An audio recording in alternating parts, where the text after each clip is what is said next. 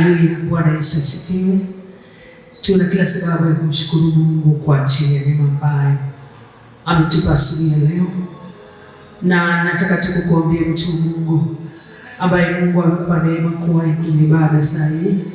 Neno la Mungu linasema kwenye kile kitabu cha Yohana 4 mstari wa 24 na 25, anasema Mungu ni roho, nao waabudu basi kumwabudu katika roho na kweli.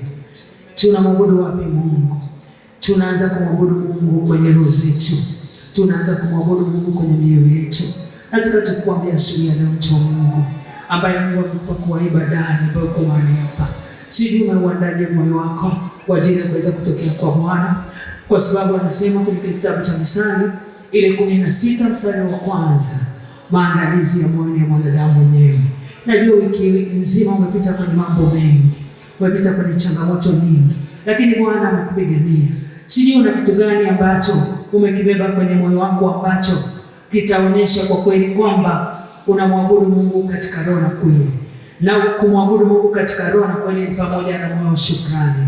Nisoma kwenye Zaburi 138 ule mstari wa kwanza.